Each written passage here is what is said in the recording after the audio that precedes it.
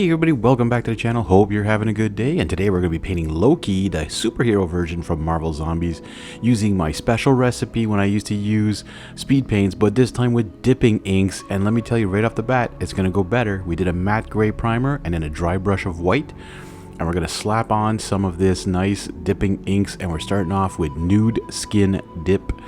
It is very pale, very pinkish actually, and to be honest, to choose the colors I want, I have to look at the box art, and that gives me a splotch of the color, and that's the color that actually comes out of the bottle.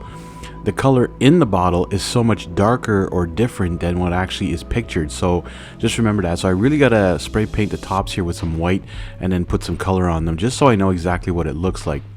And when you guys are at it, hit that like button, hit that subscribe button, and get notified of all new videos, okay?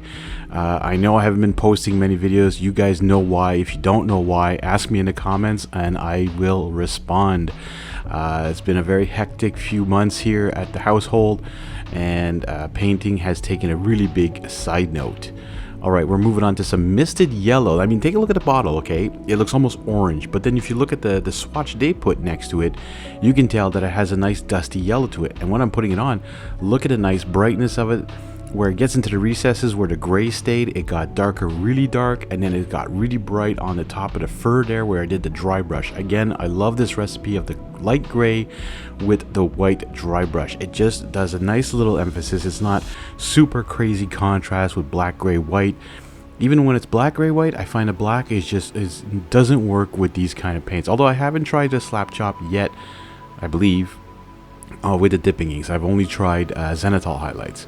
So it might be something to come in. The deep black dip, by the way, really good. As you can see, especially where the white is, it really pops, and where there wasn't white, it just stayed darker. Again, amazing. I love this recipe. Okay, I think this is going to be my go-to from now on, especially for Marvel Zombies. The zombies, however, I'm going to have to try and figure out if I want to go back to the Zenithal with them. And anyways, but take a look. Once I get through some of these other miniatures from the superhero section and I move on to the ones where I have both of them, I'm going to do a versus dipping inks versus speed paints, and I'm going to try and get the exact same colors. It's going to be tough, but I'm going to have to figure this out, but I'm going to really try.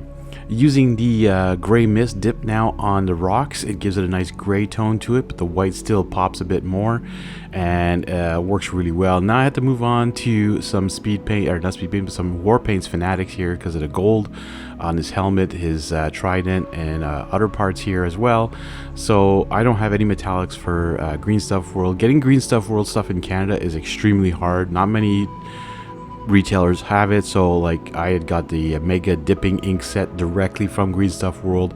It was surprisingly not that expensive to get it shipped over here to Canada, but not great. I mean, if I could find someone who sells some of the Green Stuff World metallics, I might take a look into it, maybe get a few and do a comparison of those as well and see how they go.